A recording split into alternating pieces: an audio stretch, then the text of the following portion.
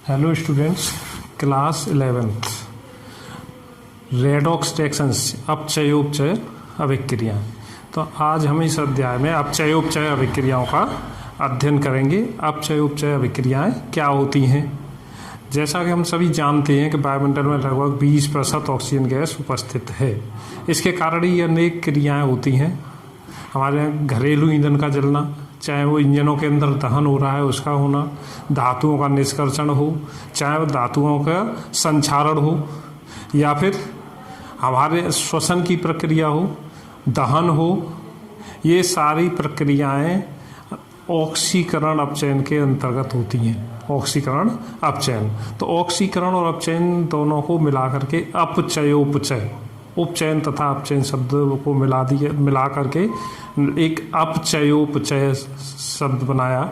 ये इसी को हम रेडॉक्स रिएक्शन कहते हैं। तो रेडॉक्स रिएक्शन क्या है, किस तरह से ये अभिक्रियाएं होती हैं, हम इनकी कुछ आधारभूत बातों पर आज चर्चा करेंगे कि किस तरह से हम ऑक्सीकरण अपचयन को पहचानते हैं, क्या प्रक्रियाएं हैं, इनका आधार क्या है, इसे जानेंगे। तो हमें अब कोई भी तत्व, जैसे अगर सल्फर है, सल्फर ऑक्सीजन से क्रिया करता है तो SO2 बनता है। कार्बन अगर ऑक्सीजन से रिएक्शन करता है तो कार्बन डाइऑक्साइड बनता है। ऐसे ही अगर मेथेन को जला देंगे तो मेथेन के जलाने पर CO2 और H2O बनेगा। इन अभिक्रियाओं में ऑक्सीजन सल्फर से जुड़ रही है, ऑक्सीजन सल्फर से जुड़ रही है, इसलिए ये SO2 बनेगा। कार्बन ऑक्सीजन से जुड़कर कार्बन डाइऑक्साइड बनाती है और मेथेन ऑक्सीजन से जुड़कर कार्बन डाइऑक्साइड तथा जल बनाती है। तो इन अभिक्रियाओं में कार्बन ऑक्सीजन का संयोग हो रहा है, तो ऑक्सीजन का संयोग हो रहा है।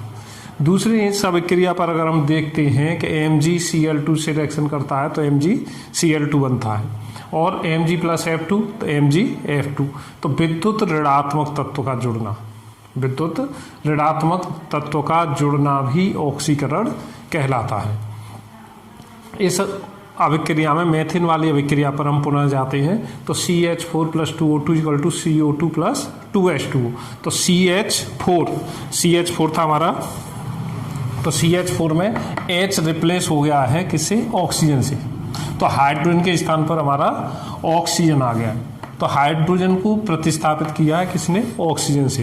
तो हाइड्रोजन का प्रतिस्थापित होना भी ऑक्सीकरण है, हाइड्रोजन का प्रतिस्थापित होना भी ऑक्सीकरण है, ऑक्सीजन का जुड़ना भी ऑक्सीकरण होता है, विद्युत ऋणात्मक तत्वों का जुड़ना भी ऑक्सीकरण होता है। अब हम इस अभिक्रिया को देखते हैं। 2K4 FeCN6 potassium ferrocyanide. तो पोटेशियम फेरोसाइनाइड, पोटेशियम फेरोसाइनाइड, ये था पोटेशियम फेरोसाइनाइड, पोटेशियम फेरोसाइनाइड की अभिक्रिया अगर हम H2O2 हाइड्रोजन परऑक्साइड से कराते हैं तो 2K3 FeCN6 पोटेशियम फेरीसाइनाइड बन जाता है। तो इसमें K, यहाँ पर 8 परमाणु, 8 एटम्स हैं, 4 × 2 8, 3 × 2 6। तो पोटेशियम परमाणु विद्युत धनात्मक परमाणु, इलेक्ट्रोपॉजिटिव एटम है, वह कम हुआ है। तो विद्युत धनात्मक तत्वों का निकलना भी ऑक्सीकरण कहलाता है, विद्युत धनात्मक तत्वों का निकलना भी ऑक्सीकरण कहलाता है। तो ऑक्सीकरण हमारा क्या होगा? किसी भी तत्व से, तत्व या यौगिक में ऑक्सीजन का जुड़ना या विद्युत ऋणात्मक तत्व का जुड़ना या विद्युत धनात्मक भाग का कम होना ऑक्सीकरण कहलाता है। अब इन क्रियाओं के अतिरिक्त कभी प्रकृति में जितनी क्रियाएं होती हैं वो युग्म में होती हैं। सारी क्रियाएं हम सिंपल शब्दों में लेना देना, आना जाना, इस तरह के ये सब, तो ये पेयर में होती हैं। एक्शंस होते हैं जितने भी, वो पेयर में ही होते हैं। तो ऐसे ही ऑक्सीकरण जब होता है तो इसके जरूर विपरीत क्रिया भी अवश्य होती है इसके। तो ऑक्सीकरण की भी एक विपरीत क्रिया भी होगी। इनके अगर हम परिकल्पना, इसके विपरीत क्रियाओं की परिकल्पना करें, जैसे ऑक्सीकरण में ऑक्सीजन का जुड़ना था तो कहीं से ऑक्सीजन निकलती भी है। अभी हम श्वसन करते हैं तो ऑक्सीजन हमारे अंदर जुड़ती है, ऑक्सीजन का संयोग हो रहा है हमारे साथ, हमारे ब्लड में जाकर के ऑक्सीजन संयुक्त होती है। तो ऑक्सीजन आती कहाँ से? एटमॉस्फेयर से, वायुमंडल से। तो वायुमंडल में ऑक्सीजन की कमी होगी और हमारे अंदर ऑक्सीजन की वृद्धि होगी। तो हमारे अंदर ऑक्सीकरण हुआ क्योंकि हमारे अंदर ऑक्सीजन का जुड़ना हुआ। तो श्वसन में ऑक्सीजन का जुड़ना ही ऑक्सीकरण है। लेकिन बाहर वायुमंडल जिससे हमने ऑक्सीजन प्राप्त की उससे ऑक्सीजन निकली थी, तो डेफिनेटली उसके अपोजिट रिएक्शन होगा। तो इसके अपोजिट एक्शन, ऑक्सीजन का जुड़ना ऑक्सीकरण है, तो उसके अपोजिट इसका विलोम शब्द होता है अपचयन, रिडक्शन। तो वायुमंडल का हमारा अपचयन होगा। तो इसे ऑक्सीकरण, जहाँ भी ऑक्सीकरण होता है उसके विपरीत क्रियाएं अपचयन कहलाती हैं। तो ऑक्सीजन का जुड़ना अगर ऑक्सीकरण है तो ऑक्सीजन का निकलना अपचयन कहलाता है। जैसे HgO मर्क्यूरिक ऑक्साइड है, इसे अगर हम गर्म करते हैं तो मरकरी बनता है और ऑक्सीजन गैस निकलती है। तो HgO का अपचयन हुआ है, HgO का अपचयन, क्योंकि Hg के साथ से ऑक्सीजन पृथक हुई है, इसका रिमूवल हुआ है ऑक्सीजन का, इसलिए HgO का रिडक्शन होगा, अपचयन कहलाएगा। नेक्स्ट अभिक्रिया पर आते हैं हम, रिएक्शन पर। फेरक 2FeCl3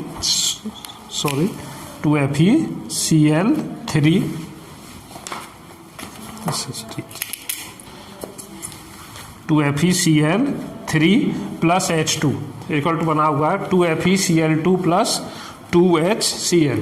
तो इस अभिक्रिया में FeCl3, Cl पर एटम को देखें 6, 2 × 3 6 क्लोरीन एटम है। अभी 2FeCl2, 2 × 2 = 4 Cl एटम है। तो Cl एटम्स यहाँ पर कम हुए हैं और Cl इलेक्ट्रोनेगेटिव एटम। तो विद्युत ऋणात्मक भाग का निकलना अपचयन होगा, क्योंकि विद्युत ऋणात्मक का जुड़ना ऑक्सीकरण है, तो इसके विपरीत विद्युत ऋणात्मक का निकलना अपचयन होगा। तो ये अभिक्रिया हमारी अपचयन होगी। ये अभिक्रिया, इसका HgO का अपचयन, HgO का क्या हो रहा है हमारा अपचयन। इधर FeCl3 का क्या हुआ हमारा अपचयन, रिडक्शन। Hg, हाँ, नेक्स्ट अभिक्रिया पर होते हैं। मर्क्यूरिक क्लोराइड स्टेनस क्लोराइड से अभिक्रिया करता है, 2HgCl2 प्लस SnCl2। तो HgCl2 इधर देखते हैं प्रोडक्ट में, तो Hg2Cl2 प्लस SnCl4। Sn के साथ Cl की नंबर ऑफ Cl एटम है 2, इधर SnCl के साथ 4 एटम है। तो Cl के साथ एटम के Cl एटम की संख्या बढ़ गई है SnCl2 के साथ में। तो SnCl2 के साथ में क्लोरीन के एटम में वृद्धि हुई है, इंक्रीज हुई। तो लेकिन HgCl2, एक Hg के साथ 2 Cl थे, अभी 2 Hg के साथ 2 Cl है, मीन्स एक Hg के Cl की संख्या इसमें से HgCl2 में से कम हो गई है। तो HgCl2 से Cl एटम्स कम हुए हैं, मर्क्यूरिक क्लोराइड से मर्क्यूरस क्लोराइड बना है, तो मर्क्यूरिक क्लोराइड का अपचयन हुआ, रिडक्शन, अपचयन होगा। तो इस तरह से मर्क्यूरस क्लोराइड का बनना अपचयन की क्रिया है। और SnCl2 का क्या होगा हमारा ऑक्सीकरण, ऑक्सीकरण। ऐसे ही H2 का क्या हुआ था हमारा, H2 का तो ऑक्सीकरण होगा, H के साथ Cl विद्युत ऋणात्मक तत्व तो जुड़ा हुआ है, तो अपचयन के साथ में H2 का हो रहा था हमारा ऑक्सीकरण, ऑक्सीकरण। नेक्स्ट लास्ट अभी लेते हैं एथिलीन या ethene, CH2 double bond CH2 plus H2। तो हाइड्रोजन एटम दोनों से जुड़ गया है, तो हाइड्रोजन का जुड़ना अपचयन कहलाता है। तो इसका एथिलीन का क्या हुआ हमारा अपचयन, अपचयन। तो इन अभिक्रियाओं में हम देखते हैं कि जैसे किसी भी अभिक्रिया को लेते हैं जिसमें एक पदार्थ का ऑक्सीकरण हो रहा होता है, एक सब्सटेंस का, तो दूसरे का अपचयन होता है। अब Mg विद्युत धनात्मक है, तो इसका क्या हुआ था हमारा ऑक्सीकरण, ऑक्सीकरण, ऑक्सीकरण हुआ इसका। तो इसका क्या होगा अपचयन। तो ये सारी अभिक्रियाएं किस में होती हैं, पेयर में होती हैं। तो ऑक्सीकरण अपचयन अभिक्रिया हमेशा पेयर में होती हैं तो ऑक्सीकरण और अपचयन, अपचयन को हम रिडक्शन कहते हैं,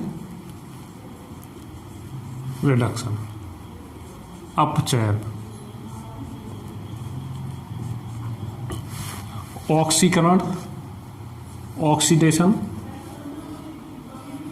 ऑक्सीडेशन। तब ये प्रक्रिया हमारा देखिए इन शब्दों को मिला लें तो अब हमारे पास हो जाता है रेडॉक्स, रेडॉक्स। तो रेड, रिडक्शन, ऑक्सीडेशन, इस तरह से ये वर्ड बना हमारा अपचयोपचय। ये अपचयन था और इसे उपचयन भी कहते हैं हिंदी में, उपचयन। तो इन दोनों शब्दों को मिला करके एक शब्द बना दिया गया अपचयोपचय, अपचयोपचय। अपचयोपचय या रेडॉक्स अभिक्रियाएं इस प्रकार की होंगी। तो जिन अभिक्रियाओं में ऑक्सीकरण तथा अपचयन अभिक्रियाएं साथ साथ होती हैं उन सभी अभिक्रियाओं को रेडॉक्स रिएक्शन कहते हैं। ऑक्सीकरण, ऑक्सीकरण क्या था? ऑक्सीजन का जुड़ना या विद्युत ऋणात्मक का जुड़ना या विद्युत धनात्मक का कम होना ऑक्सीकरण कहलाता है। इसके बिल्कुल विपरीत जो है, जैसे ऑक्सीजन का निकलना, हाइड्रोजन का जुड़ना, विद्युत धनात्मक का निकलना अपचयन कहलाता है। इस तरह से हम इन्हें डिफाइन कर सकते हैं, जो ऑक्सीकरण तथा अपचयन की क्रियाएं होंगी। इस तरह से हम ऑक्सीकरण अपचयन की। अब हम इलेक्ट्रॉनिक संकल्पना को देखते हैं। इलेक्ट्रॉनिक कॉन्सेप्ट क्या होता है? अगर हम सोडियम की क्रिया क्लोरीन से कराते हैं तो सोडियम क्लोराइड बनता है। सोडियम क्लोराइड जैसे जानते हो आयनिक यौगिक है, आयनिक कंपाउंड होता है, इलेक्ट्रोवेलेंट कंपाउंड है। तो इसमें Na पॉजिटिवली चार्ज रहता है और Cl नेगेटिव चार्ज रहता है। तो Na पॉजिटिवली चार्ज रहेगा, तो इसे हम इस तरह से प्रदर्शित कर सकते हैं कि Na से Na पॉजिटिव बना है, पॉजिटिव चार्ज है, तो इट मीन्स इलेक्ट्रॉनों का इसने ज़रूर त्याग किया है, इलेक्ट्रॉन को डोनेट किया है। और Cl2 नेगेटिवली चार्ज है, इसलिए इसने इलेक्ट्रॉन को रिसीव किया है, इसे नेगेटिवली चार्ज है। तो इसने सोडियम ने 2 इलेक्ट्रॉनों को निकाला है, इसलिए इसका ऑक्सीकरण होगा इलेक्ट्रॉनों को। और क्लोरीन विद्युत ऋणात्मक था, तब इसलिए निश्चित तौर से इसका ऑक्सीकरण हुआ है, तो पहले इसका अपचयन होगा। Cl2 विद्युत ऋणात्मक का जुड़ना ऑक्सीकरण होता है, तो ये Cl2 किसी में जुड़ता है तो उसका ऑक्सीकरण हो जाता है। तो Na का ऑक्सीकरण हुआ है, तो ऑक्सीकरण में इलेक्ट्रॉनों को त्यागा गया है, इसलिए Na का ऑक्सीकरण हुआ और Cl ने 2 इलेक्ट्रॉनों को ग्रहण किया है, इसलिए इसका अपचयन होगा। तो इसे हम सोडियम इलेक्ट्रॉन का त्यागना ऑक्सीकरण और इलेक्ट्रॉन का ग्रहण करना अपचयन होता है। दूसरा अभी एग्जाम्पल से समझ लेते हैं। और 2Na + S = Na2S, sodium sulphur से रिएक्शन करके सोडियम सल्फाइड बनाता है। ये भी आयनिक यौगिक है, इलेक्ट्रोवेलेंट कंपाउंड है। Na पॉजिटिवली चार्ज है, तो इसने इलेक्ट्रॉनों को त्याग दिया, इसलिए इसका ऑक्सीकरण रहेगा। S ने इलेक्ट्रॉनों को ग्रहण किया, इसलिए इसका अपचयन होगा। इन अभिक्रियाओं को हम ऐसे भी प्रदर्शित कर सकते हैं कि 2Na = 2Na पॉजिटिव + 2E ऑक्सीकरण अभिक्रिया थी, और Cl2 + 2E = 2Cl, ये अपचयन अभिक्रिया थी। तो इस तरह से प्रदर्शित जब किया जाता है तो इन अभिक्रियाओं को हम अर्ध अभिक्रियाएँ कहते हैं, अर्ध अभिक्रियाएँ कहेंगे। ये ऑक्सीकरण अर्ध अभिक्रिया होगी और दूसरी अपचयन अर्ध अभिक्रिया होती है। तो अब हमने इस तरह से कंप्लीटली हम रिवाइज कर सकते हैं कि ऑक्सीकरण क्या था? ऑक्सीजन का जुड़ना या विद्युत ऋणात्मक का जुड़ना या हाइड्रोजन का निकलना या इलेक्ट्रॉन का निकलना ऑक्सीकरण होता है। इसके जस्ट एकदम विपरीत जो प्रक्रियाएँ होती हैं, ऑक्सीजन का जुड़ना, निकलना, ऑक्सीजन का निकलना, हाइड्रोजन का जुड़ना, इलेक्ट्रॉन का ग्रहण करना या विद्युत धनात्मक का जुड़ना अपचयन कहलाता है। इस तरह से ऑक्सीकरण और अपचयन को हम डिफाइन कर सकते हैं। ऑक्सीकरण और अपचयन दोनों को मिला करके अपचयोपचय रिएक्शन बोलते हैं। अपचयोपचय क्यों बोलते हैं? रेड रिडक्शन होता है और ऑक्सीडेशन होता है। तो ऑक्सीडेशन और रिडक्शन दोनों रिएक्शनों को मिला करके रेडॉक्स रिएक्शन या अपचय उपचय अभिक्रियाएं कहती हैं, और ये हमेशा साथ साथ होती हैं। जैसे श्वसन का सबसे सिंपल उदाहरण है कि ऑक्सीजन हमारे साथ जुड़ती है हमारे ब्लड से, तो हमारा ऑक्सीकरण होता है, लेकिन ऑक्सीजन लेते कहाँ से हम? वायुमंडल से लेते हैं। तो वायुमंडल हमारे लिए ऑक्सीजन देता है, इसलिए उसका अपचयन होता है। अब जिसका ऑक्सीकरण होगा उसे हम अपचायक कहते हैं, क्योंकि वो दूसरे के अपचयन में सहायता करता है, इसलिए। तो जिसका ऑक्सीकरण होता है अभिक्रिया में, और ऑक्सीकरण होता है उसे अपचायक, और जिसका अपचयन होता है उसे ऑक्सीकारक कहते हैं। अब इसमें अभिक्रिया में क्योंकि Cl2 का अपचयन हुआ है, इसलिए Cl2 हमारे लिए ऑक्सीकारक है। Cl2 ऑक्सीकारक होगा, Cl2 हमारे लिए ऑक्सीकारक है। Na का ऑक्सीकरण हुआ, इसलिए यह अपचायक होगा। तो ऑक्सीकारक और अपचायक हम किन्हें कहते हैं? किसी रेडॉक्स अभिक्रिया में जिस पदार्थ का ऑक्सीकरण होता है उसे अपचायक, और जिसका अपचयन होता है उसे ऑक्सीकारक कहते हैं। अब नेक्स्ट में से अलग इलेक्ट्रॉनों की, प्रतियोगी इलेक्ट्रॉनों की अभिक्रिया पर आत्मा। अब एक अन्य अभिक्रिया, हमने एक पात्र में कॉपर सल्फेट सॉल्यूशन ले लिया। कॉपर सल्फेट का विलयन होता है, ये ब्लू कलर का होगा, नीले रंग का होता है। कॉपर सल्फेट का विलयन नीला होगा। नीला क्यों होता है? क्योंकि इसमें Cu+2 आयन होते हैं, और Cu+2 आयन नीले रंग के होते हैं, इसके कारण ये नीला रहेगा। इसमें हमने जिंक की छड़ को डाल दिया है, जिंक रॉड को डाल देते हैं। तो जिंक रॉड को जब डाल देते हैं तो कुछ समय पश्चात देखते हैं तो इसका इंटेंसिटी है ब्लू कलर की इंटेंसिटी है, तीव्रता है, वो कम होने लगती है, और कुछ समय पश्चात ये कलरलेस हो जाता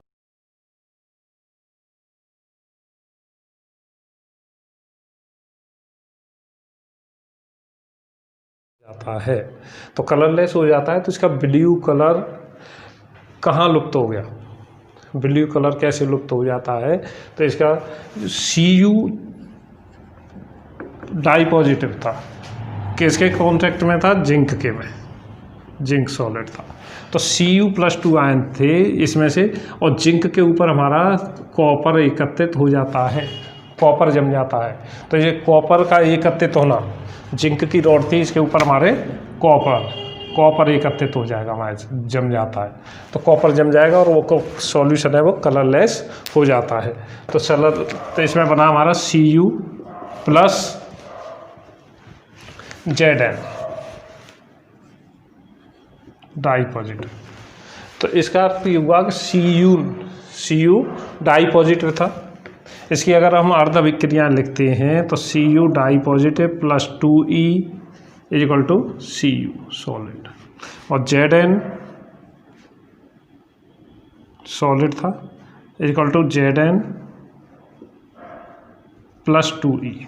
तो इसमें जिंक की छड़ पर कौन सी अभिक्रिया होगी? हमारी ऑक्सीकरण। जिंक पर ऑक्सीकरण होता है, ऑक्सीकरण अभिक्रिया, ये ऑक्सीकरण अर्ध अभिक्रिया है, और कॉपर पर अपचयन अभिक्रिया होती है। इसका पता लगाने के लिए हम इस विलयन में थोड़ा अमोनिया विलयन डाल करके अगर H2S गैस प्रवाहित कर देते हैं तो हमारा ZnS का सफ़ेद अवच्छेद बन जाता है। इससे पता लगता है कि इसके अंदर जिंक आयन उपस्थित है। वाइट प्रेसिपिटेट बनेगा ZnS का सफ़ेद अवच्छेद बन जाता है ये। अब इसके विपरीत क्रिया को अगर हम करते हैं, इसके विपरीत क्रिया क्या होगी? अब हम जिंक सल्फेट का विलयन ले लेते हैं, जिंक सल्फेट ZnSO4, और इसमें कॉपर की रॉड को डाल दें तो इसमें कोई क्रिया नहीं होती है। तो इसका अर्थ है कि ये क्रियाएं हैं। तो जिंक ने इलेक्ट्रॉन त्याग दिए थे, लेकिन कॉपर इलेक्ट्रॉन नहीं त्यागता। इसका अर्थ है कि जिंक के इलेक्ट्रॉन त्यागने की क्षमता अधिक है और कॉपर की क्षमता इलेक्ट्रॉन ग्रहण करने की है। इस एक अन्य प्रयोग में मान लीजिए हम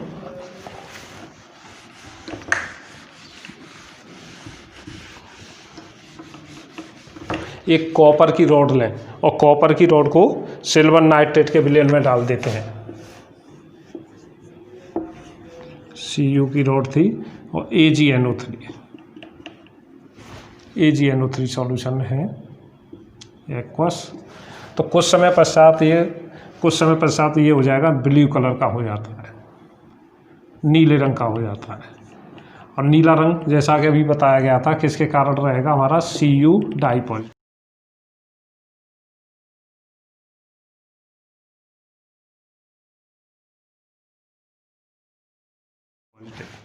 क्यों प्रकायनों के कारण होता है, इसका अर्थ है कि Cu की जो छड़ थी, Cu रॉड से AgNO3 विलयन में Cu प्लस आयन आ जाते हैं इसके अंदर, क्यों प्रकायन आ जाते हैं, जिसके कारण विलयन का रंग कुछ समय पश्चात नीला हो जाता है। तो इस अभिक्रिया में Cu ने Cu+2 बनाया है और AgNO3 में Ag पॉजिटिव था प्लस E = Ag बनेगा। तो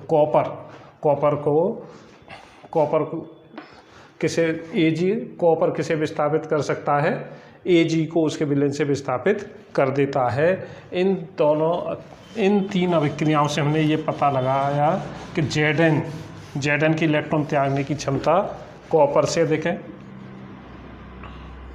और इससे कम क्षमता होती है Cu की और इससे कम होती है Ag की। इस सिद्धांत के आधार पर हम गैल्वेनिक सेल का निर्माण करते हैं, बैटरियां बनाई जाती हैं गैल्वेनिक सेल, और विद्युत रासायनिक श्रेणी इन्हीं प्रयोगों द्वारा बनाई जाती है। विद्युत रासायनिक श्रेणी को इसी प्रकार प्राप्त किया गया कि किस तत्व की इलेक्ट्रॉन त्यागने की क्षमता अधिक है और किसकी इलेक्ट्रॉन क्षमता कम है। तो उन्हें अगर हम सीरीज में रखते जाते हैं तो एक श्रेणी बन जाएगी, उस श्रेणी को हम विद्युत रासायनिक श्रेणी इलेक्ट्रोकेमिकल सीरीज कहते हैं। इलेक्ट्रोकेमिकल सीरीज होगी इस तरह से विद्युत ऑक्सीकरण संख्या, ऑक्सीडेशन नंबर। ऑक्सीकरण संख्या क्या होती है, जैसा कि हम सभी जानते हैं कि किसी भी समान आवेश वाले परमाणुओं में हमेशा प्रतिकर्षण बल होता है, प्रतिकर्षण बल लगता है, फोर्स ऑफ रिपल्सन रहता है। और यदि विपरीत आवेश वाले परमाणु होते हैं, परमाणु या आयन, तो उनमें आकर्षण बल लगता है। तो समान आवेशों में हमेशा प्रतिकर्षण होगा और विपरीत आवेशों में आकर्षण रहता है। अभी हम NaCl नमक, रॉक सॉल्ट, तो Na पॉजिटिवली चार्ज है, Cl नेगेटिवली चार्ज है। इसमें इलेक्ट्रॉन का विस्थापन Na से Cl की ओर हुआ है। तो आयनिक यौगिकों में इलेक्ट्रॉन का विस्थापन हुआ, इसके कारण Na पर एक धनावेश उत्पन्न हो गया और Cl पर एक ऋणावेश, इसके कारण इन दोनों में संयोजन हुआ। लेकिन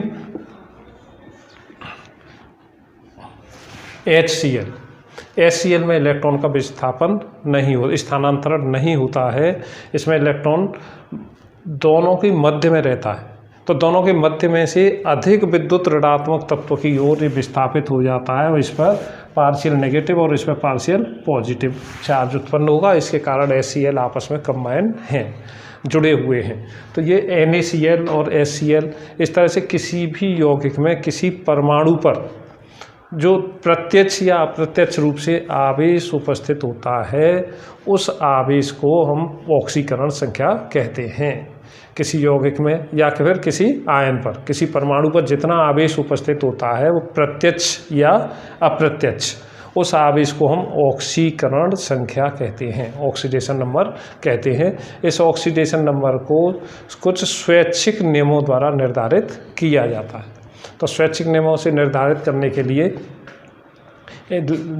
इसमें हाइड्रोजन की ऑक्सीजन संख्या +1 होती है।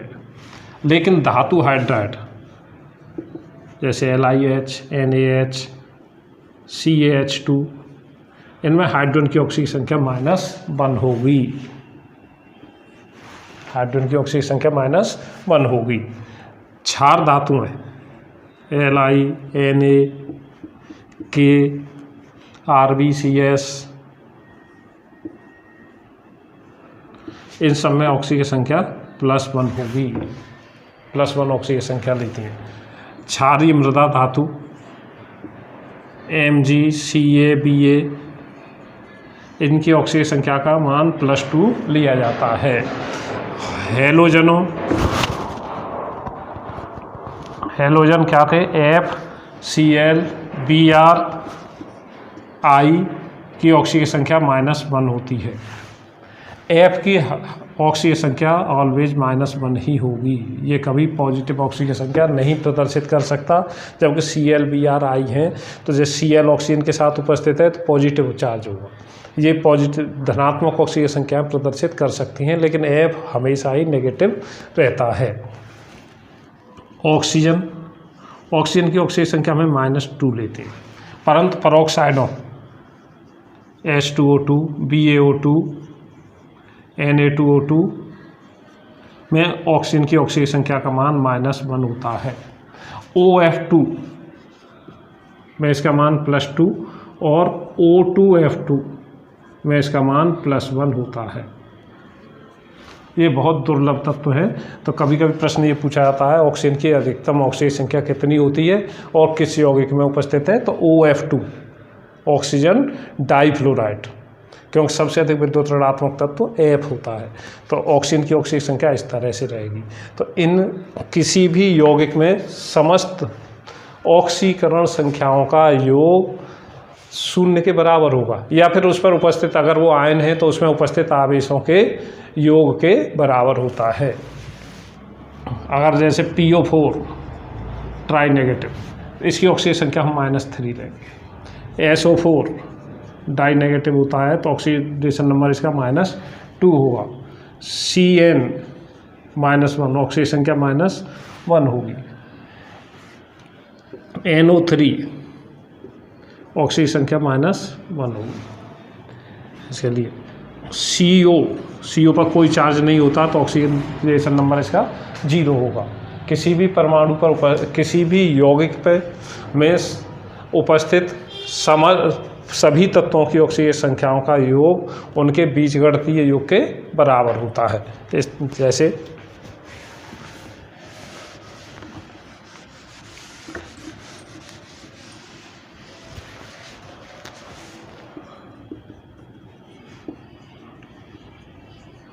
H2SO4, तो H2SO4 की ऑक्सीकरण संख्या का मान 0 होगा। कभी भी अगर समान परमाणु जुड़े होते हैं जैसे H2 0 होगा, O2 0 होगा, S8 0 होगा, P4 0 होगा, O3 0 होगा, ऑक्सीजन संख्या का मान 0 रहता है।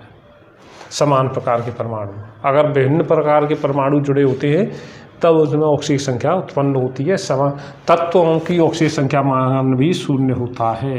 Cl 0, carbon 0। इस तरह से इन तत्वों के और किसी भी हम ऑक्सीजन संख्या का निर्धारण कर सकते हैं। किसी भी यौगिक में तत्वों की ऑक्सीजन संख्या का निर्धारण कर सकते हैं। अभी मान लीजिए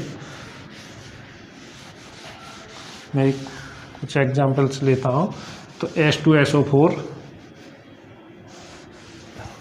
H2SO4 में सल्फर S की ऑक्सीकरण संख्या क्या होगी, ऑक्सीडेशन नंबर क्या होगा।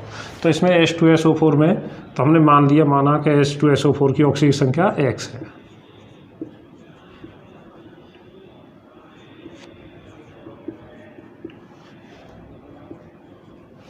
X तो 2H की ऑक्सीजन संख्या होती है +1 प्लस S की oxidation number 1 X plus O oxidation number -2 equal to 0, क्योंकि इस पर कोई भी चार्ज नहीं है। तो +2 plus X -8 equal to 0, it means X equal to +6। इस तरह से निकालेंगे। अभी हमें मान लीजिए NO3 नाइट्रेट आयन, N की ऑक्सीडेशन नंबर निकालना है तो N का ऑक्सीडेशन नंबर हमने X मान लिया, एक्स प्लस 3 इंटू ऑक्सीजन की ऑक्सीडेशन नंबर 2 इक्वल टू -1, तो x -6 equal to -1, x equal to +5। इस तरह से हम ऑक्सीजन की संख्याओं का कैलकुलेशन कर सकते हैं। अब एक्सरसाइज जो भी बुक में हमारे एग्जाम्पल्स क्वेश्चंस दिए हुए हैं उनका सभी का ऑक्सीकरण संख्या का निर्धारण कर सकते हैं। नेक्स्ट वीडियो में समीकरण संतुलित करना बताऊंगा और अभिक्रियाओं के प्रकार बताऊंगा। Thank you. रासायनिक श्रेणी का